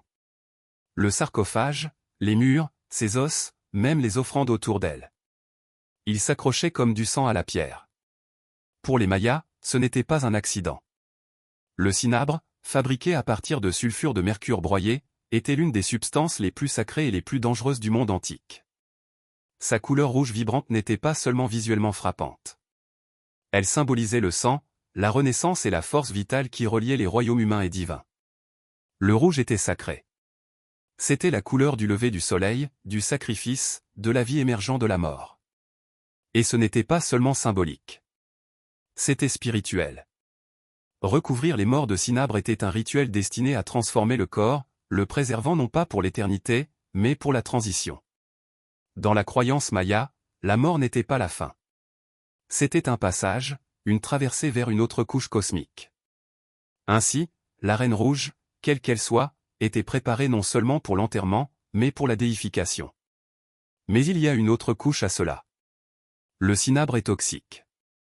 Une exposition répétée peut entraîner un empoisonnement au mercure, des tremblements, des hallucinations, voire la mort. Les Mayas ne comprenaient probablement pas la chimie, mais ils sentaient sa puissance. Il était volatile, puissant, dangereux. Baigner le cadavre dedans, c'était déclarer que cette personne n'était pas un mortel ordinaire. À Palenque, très peu de personnes étaient enterrées avec du cinabre. Pakal le Grand, le puissant roi dont la pyramide domine le site, en était un. Son corps, comme le sien, était également saturé de la poudre rouge. Ce détail à lui seul a alimenté la spéculation. La Reine Rouge était-elle sa femme, sa mère ou quelqu'un d'un statut divin égal? Son crâne avait été placé sur une couche de peau de jaguar, un autre symbole sacré. Autour d'elle, des aiguilles en os, des lames en obsidienne et des figurines miniatures en jade laissaient entrevoir des rituels pratiqués soit pendant sa vie, soit en son honneur à sa mort. Chaque partie de son enterrement racontait une histoire sans mots. Une histoire de pouvoir enveloppée de secrets. Une femme préparée à traverser le monde souterrain non pas en silence, mais en cérémonie, trempée dans la couleur du sacrifice. Autour des restes écarlates de la Reine Rouge se trouvait un monde de silence brisé seulement par la lueur du jade, du coquillage et de l'obsidienne. Ce n'étaient pas de simples ornements. C'étaient des offrandes, chacune soigneusement choisie pour l'accompagner dans son voyage vers l'eau de la Maya, le Xibalba. À ses côtés se trouvaient des colliers de jade lourds et froids, leur surface polie toujours rayonnante après 300 ans sous terre. Le jade n'était pas seulement beau. Il était sacré. Les Mayas le considéraient comme un symbole de la vie éternelle. Il représentait le vert du maïs, la vitalité de la jungle et le souffle des dieux. Seule l'élite était enterrée avec du jade. Pour la Reine Rouge, il couvrait sa poitrine, ses poignets et ses oreilles, un signe clair qu'au cours de sa vie, elle exerçait une influence, peut-être même une faveur divine. L'un des objets les plus troublants était le masque funéraire en jade placé délicatement sur son visage.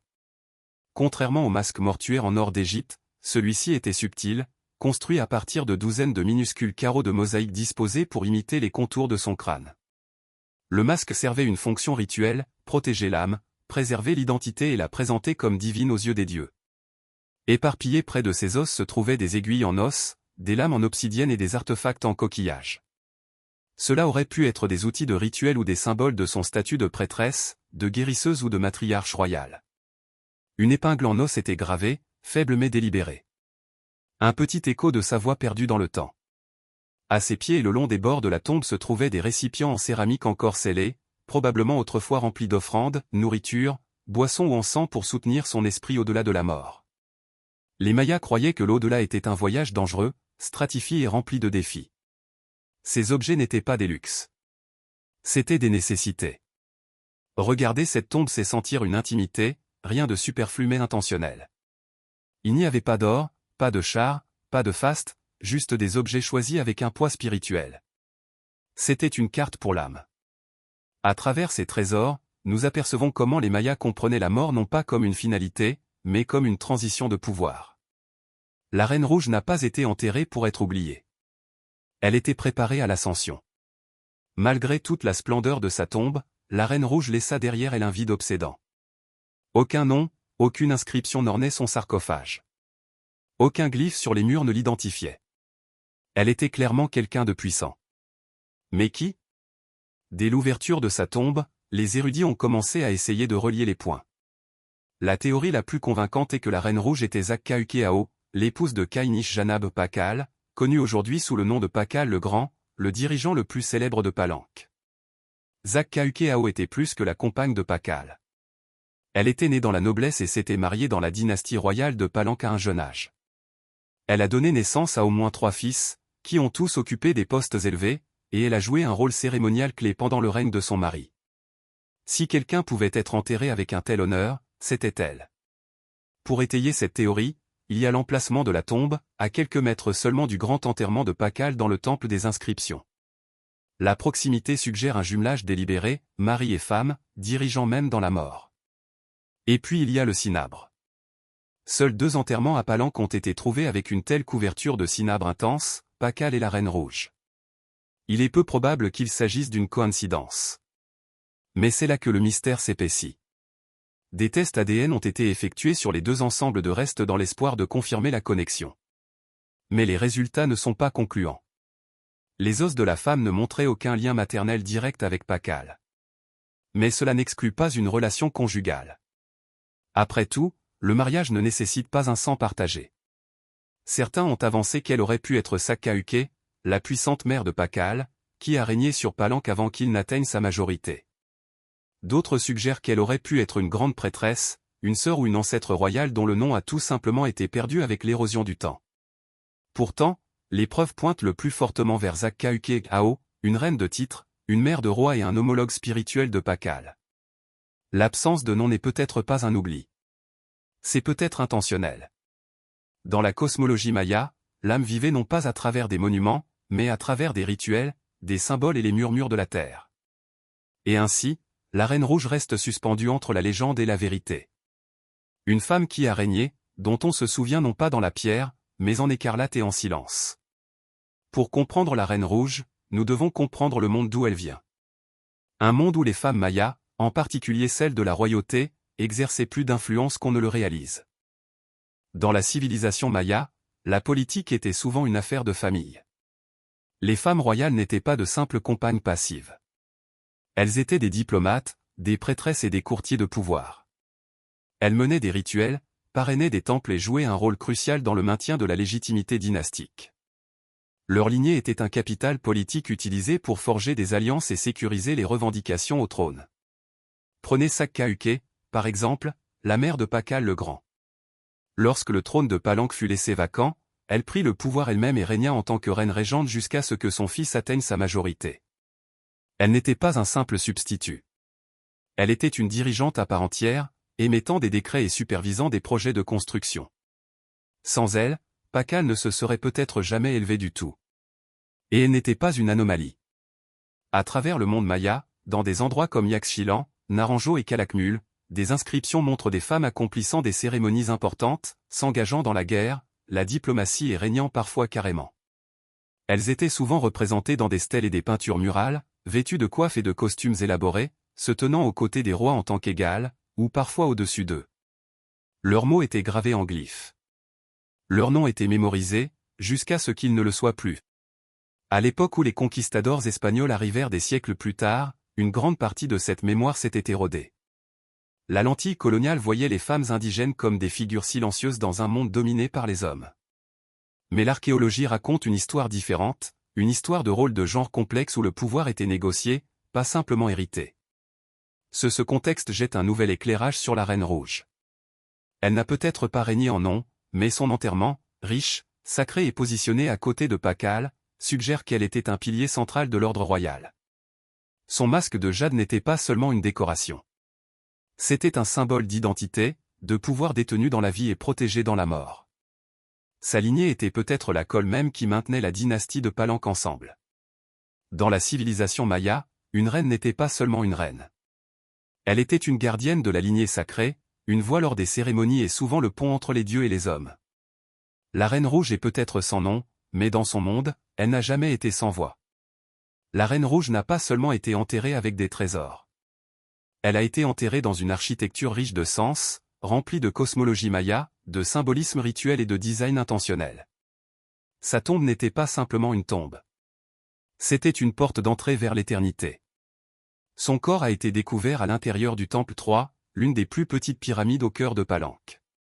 Pourtant, sa proximité avec le Temple des Inscriptions, le lieu de repos de Pakal le Grand, est révélatrice. Ces temples n'ont pas été construits au hasard. Leur positionnement était sacré, guidé par l'astrologie, le mythe et l'héritage dynastique. Le Temple 3 s'élève modestement comparé à son grand voisin. Mais il cache quelque chose d'encore plus intime. Une crypte scellée, intacte, parfaitement conservée. Elle a été construite au plus profond du cœur du temple, accessible uniquement par un escalier étroit et raide. La descente dans sa tombe semble presque symbolique, un voyage rituel vers le monde souterrain. La chambre elle-même est austère, faite de pierres de taille, scellée hermétiquement pendant plus de 1130 ans. Aucun glyphe ni aucune peinture murale ne couvre les murs. Aucune sculpture ornée ne raconte son histoire. Mais peut-être que ce silence est intentionnel. C'était un espace non pas pour que les vivants interprètent, mais pour que les morts se transforment. Au centre, son sarcophage repose comme un autel, taillé dans le calcaire. Il fait l'écho au grand cercueil en pierre de Pakal à côté. Alors que le couvercle de Pakal est célèbrement gravé de scènes de renaissance cosmique, la tombe de la Reine Rouge est plus discrète. L'attention est tournée vers l'intérieur, vers le corps, vers le cinabre, vers le rituel de la mort lui-même. Et pourtant, il existe des indices architecturaux subtils qui laissent entrevoir un sens.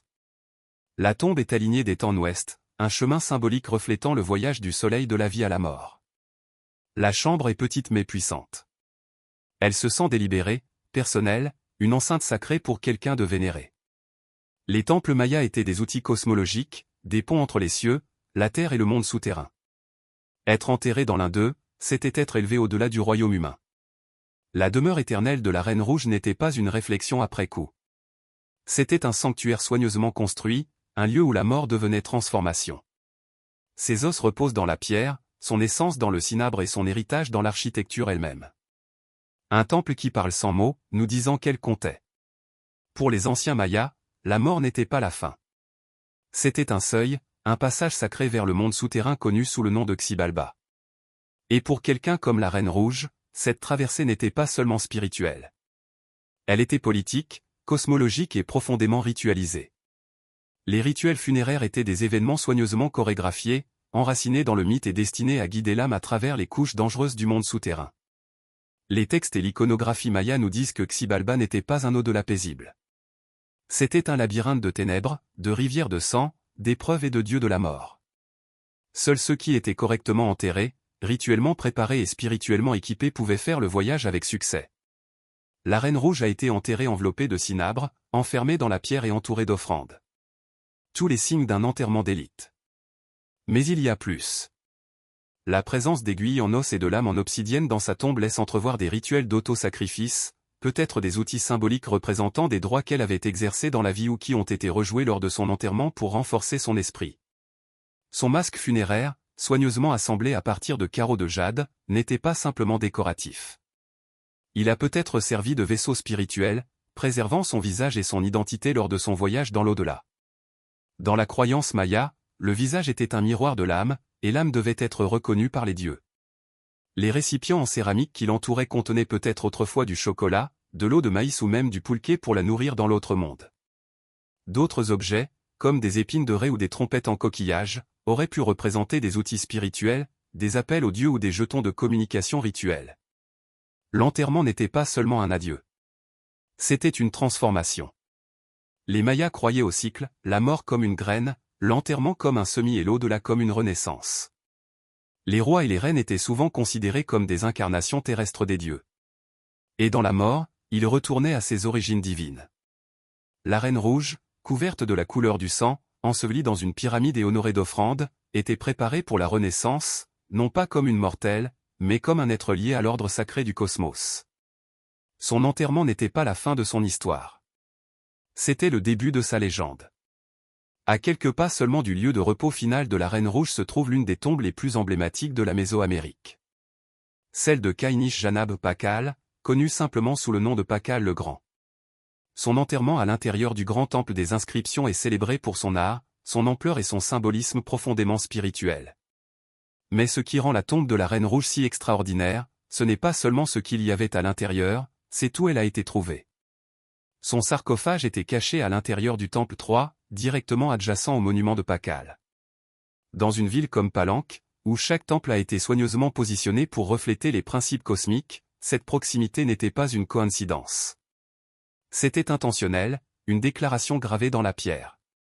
De nombreux érudits pensent que la Reine Rouge était Zakkauke Ao, la reine et épouse de confiance de Pakal. Bien que sa tombe ne contienne pas d'inscription, les similitudes entre leurs enterrements sont frappantes. Tous deux enveloppés de cinabre, tous deux ensevelis dans des pyramides, tous deux enterrés avec du jade et tous deux traités avec une extrême révérence. Ces rituels se reflètent mutuellement, comme deux moitiés d'un récit sacré.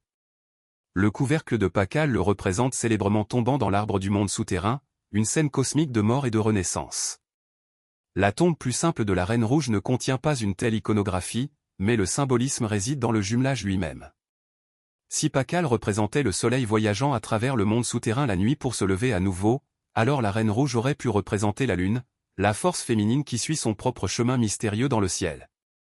Ensemble, ils incarnaient une dualité cosmique. Masculin et féminin, roi et reine, soleil et lune, ordre et rituel. Dans la mythologie maya, la domination n'était pas singulière. Elle était relationnelle.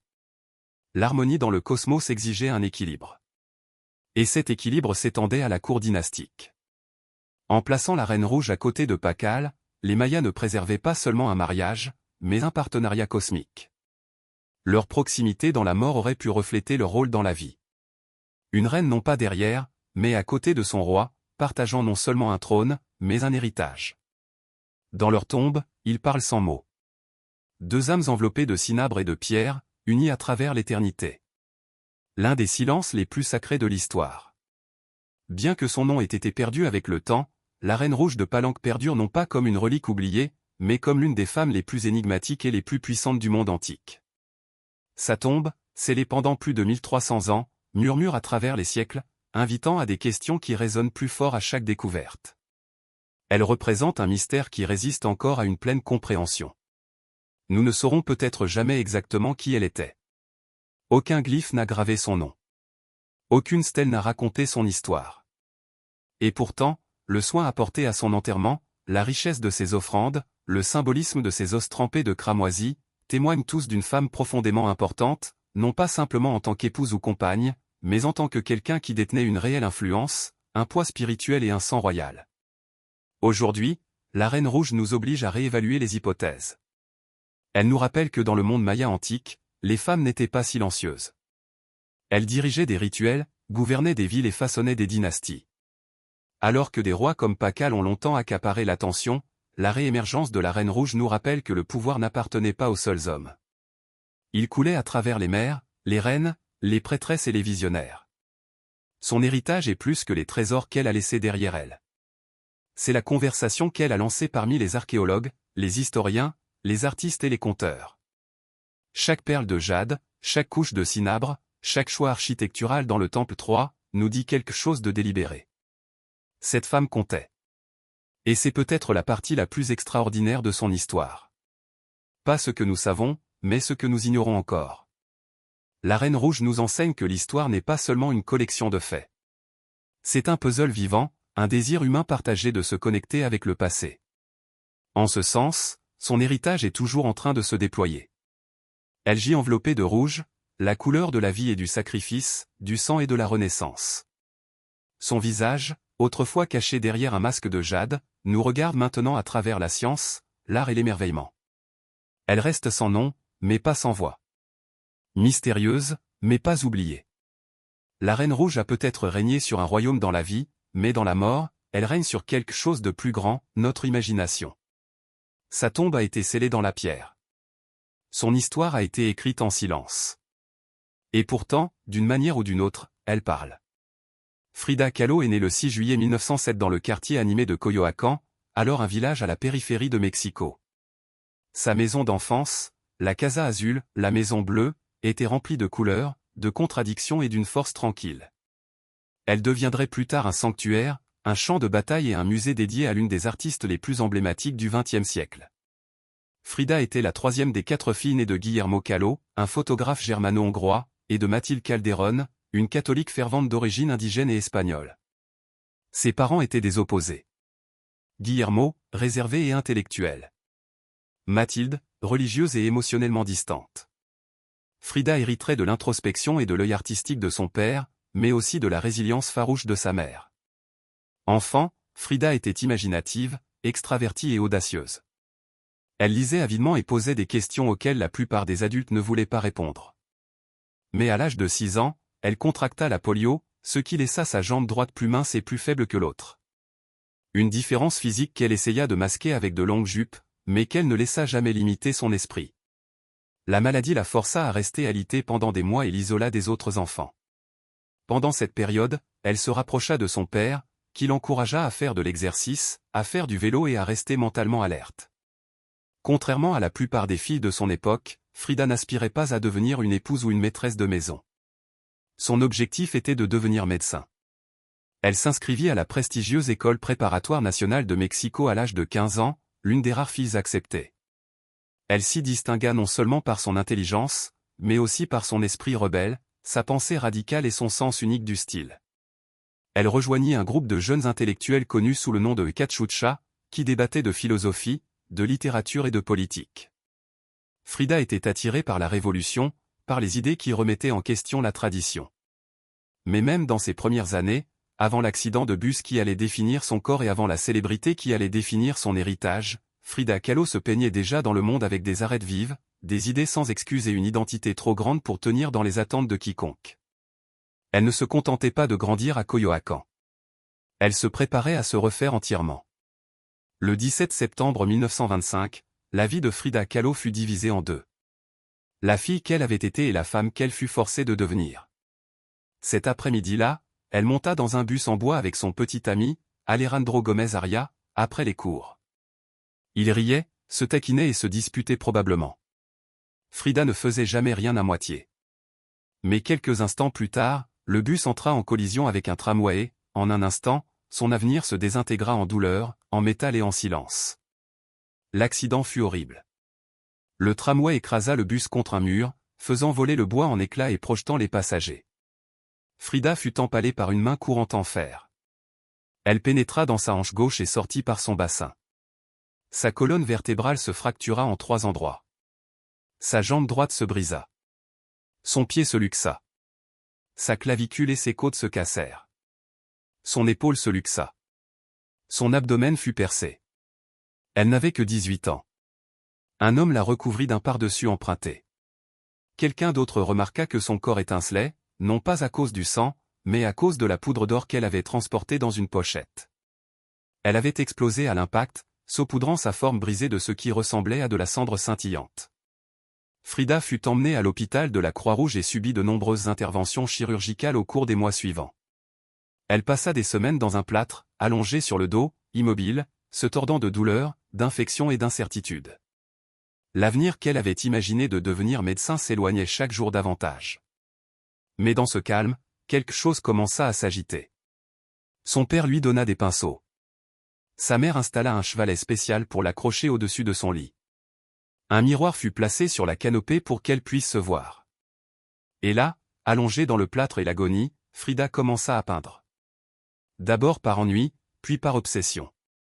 Ses premiers sujets furent son propre reflet, parce que c'était tout ce qu'elle avait. Mais ce qui émergea n'était pas de la vanité. C'était de la survie. L'accident l'avait brisée physiquement, mais il avait aussi ouvert une porte dans son propre esprit, son propre corps et finalement dans le langage surréaliste de la douleur et de l'identité qui allait définir son article. La fille qui voulait guérir les autres commença maintenant à se guérir elle-même, un coup de pinceau à la fois. Alors que Frida Kahlo gisait enfermée dans du plâtre et de l'acier, un corps luttant contre lui-même à chaque respiration, elle commença à peindre. Ce qui avait commencé comme une forme de thérapie devint bientôt un langage. Et ce langage était profondément personnel, brutalement honnête et souvent difficile à regarder, et c'était précisément le but recherché. Frida ne peignait pas de jolies fleurs ou des paysages polis. Elle peignait la douleur, sa douleur, physique, émotionnelle et existentielle.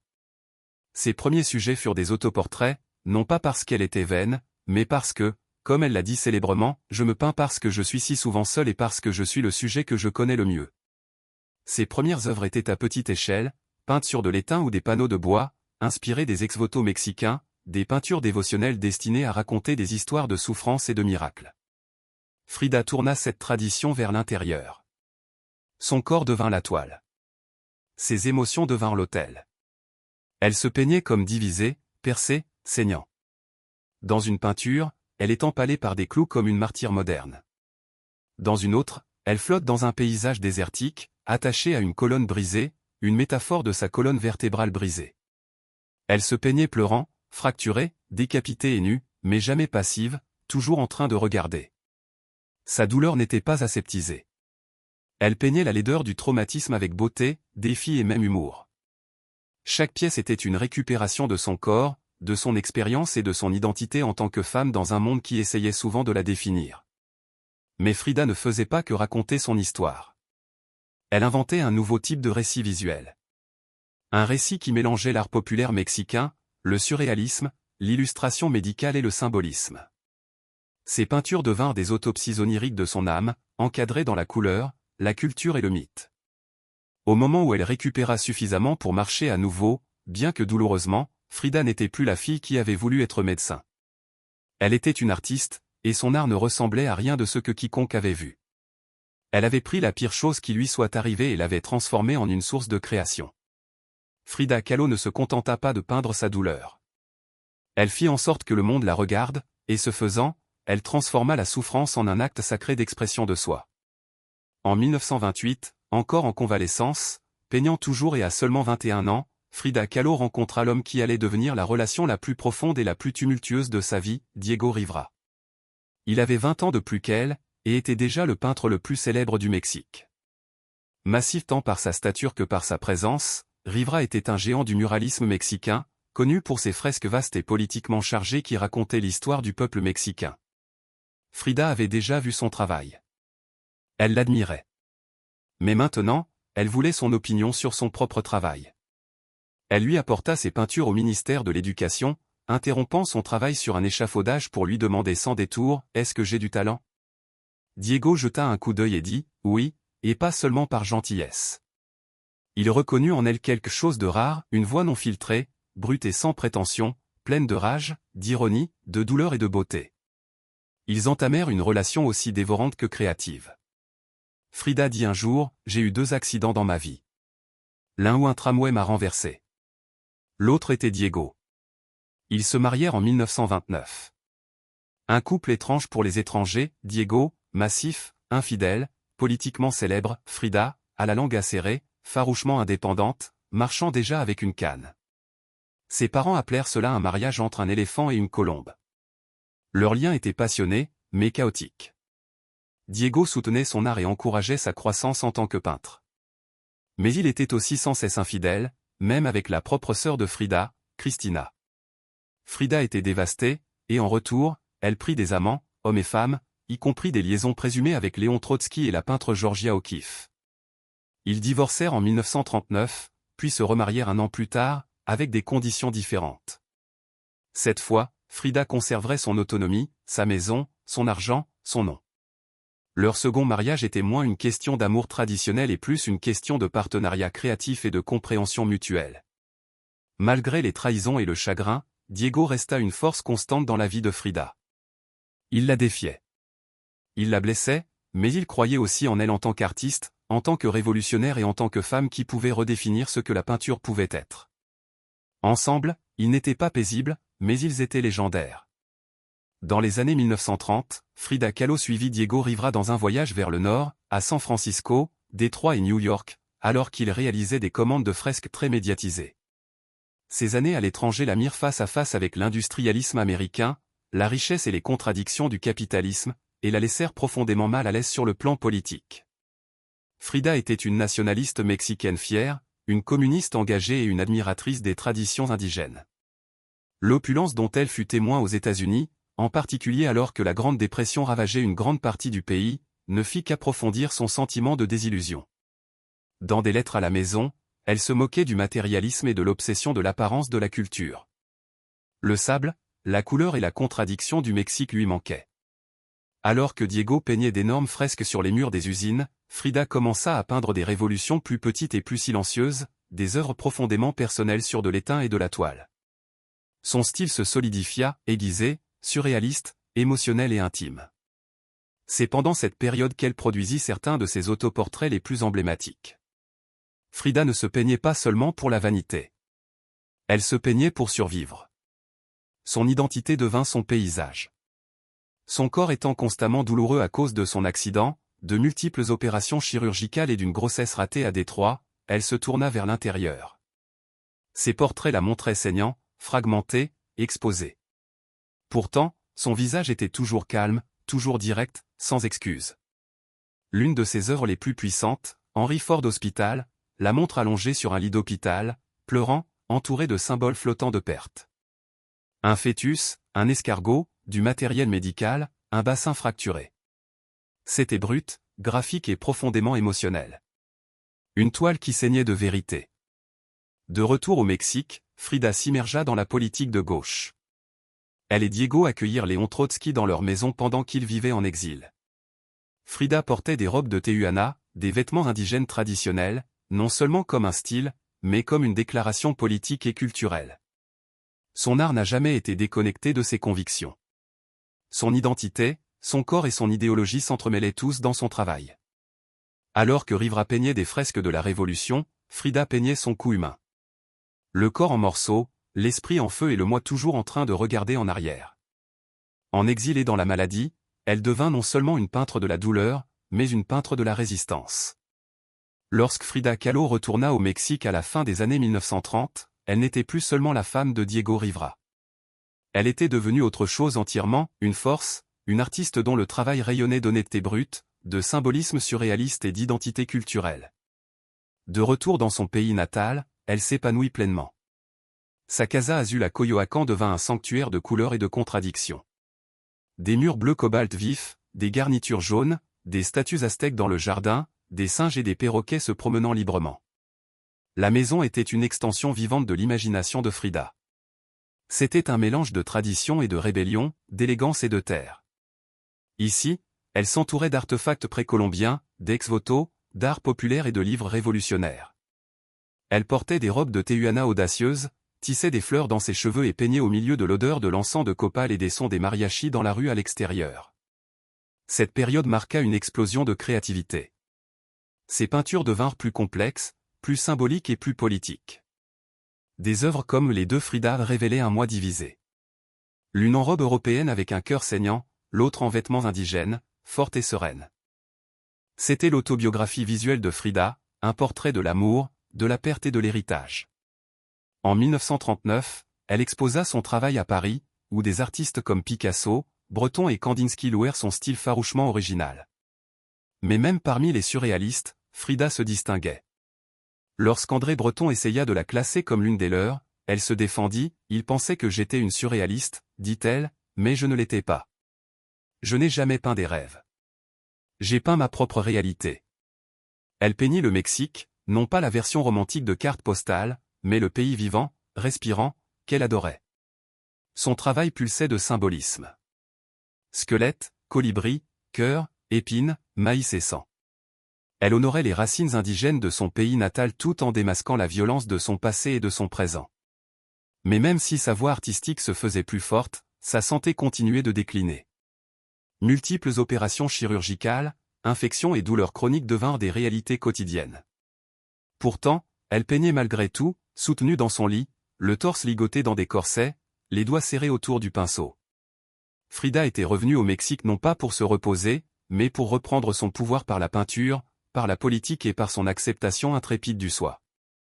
Alors que les années 1940 passaient, le corps de Frida Kahlo continuait de la trahir. Sa colonne vertébrale se détériorait. Sa jambe droite était constamment infectée. Elle subit plus de 30 opérations chirurgicales au cours de sa vie, souvent en succession épuisantes. Parfois, elle était alitée pendant des mois, enfermée dans des plâtres ou immobilisée par des appareils de traction qui étiraient ses os. Mais elle peignait toujours. Chaque toile de ces années devint à la fois une libération et un acte de résistance.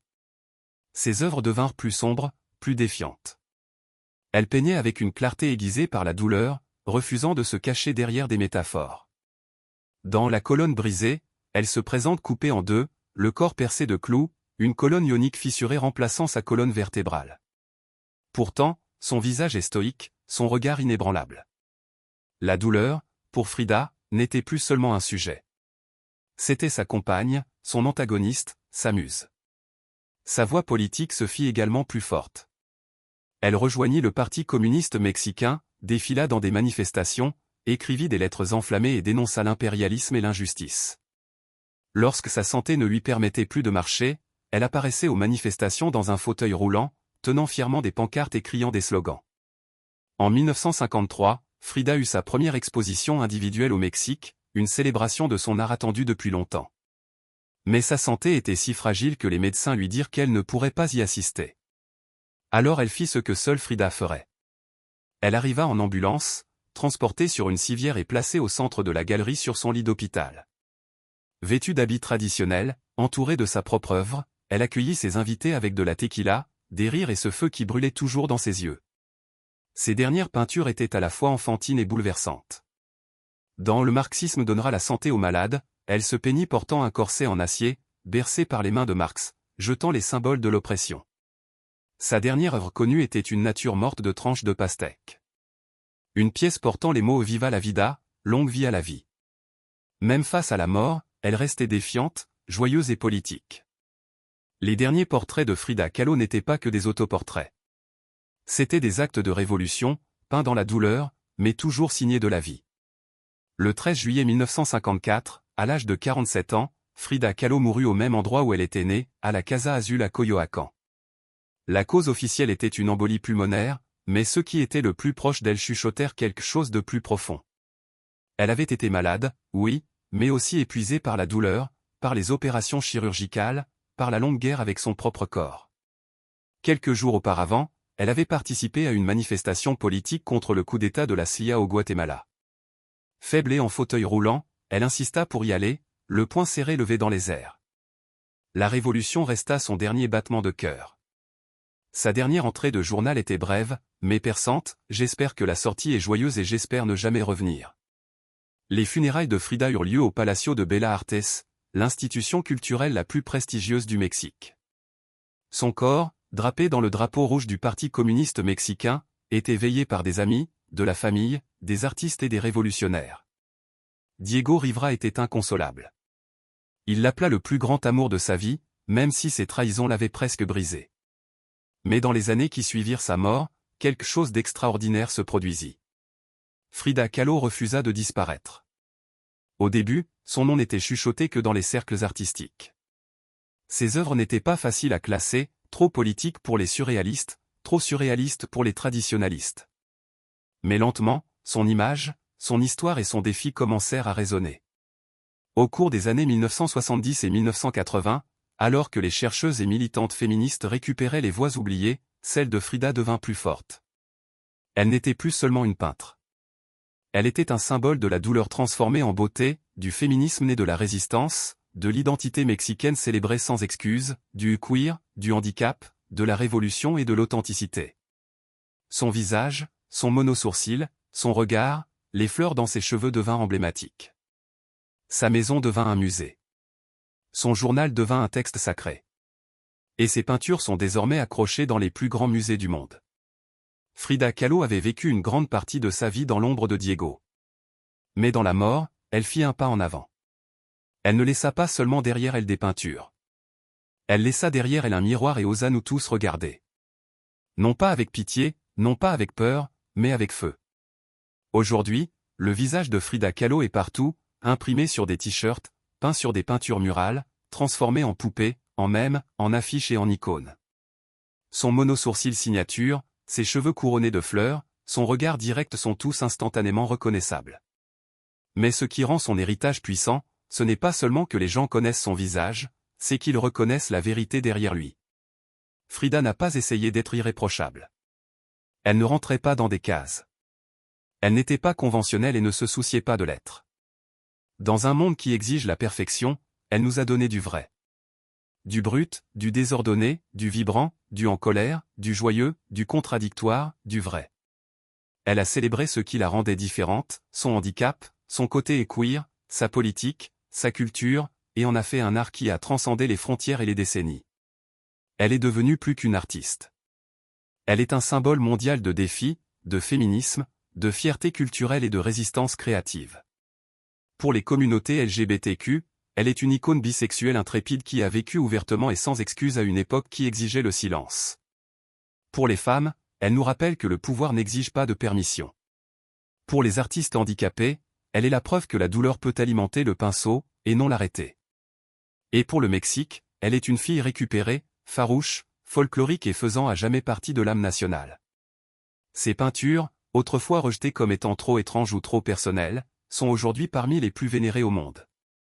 Des œuvres comme les deux Frida, autoportraits avec collier d'épines et colibri et la colonne brisée ne sont pas seulement vues. Elles sont ressenties profondément par quiconque a déjà souffert et a eu besoin de transformer cette souffrance en quelque chose de sacré. Elle a vécu en marge et a transformé cela en une scène centrale. Elle a embrassé la contradiction. Une communiste qui portait de l'or. Une femme trahie qui a aimé de nouveau. Un corps en morceaux avec une âme incassable. Et à travers tout cela, elle a peint, non seulement avec la couleur, mais avec conviction. Frida Kahlo n'a jamais demandé à être un symbole. Elle a simplement dit la vérité sur elle-même. Et ce faisant, elle a dit la vérité pour des millions d'autres qui ne s'étaient jamais vus refléter dans l'art auparavant.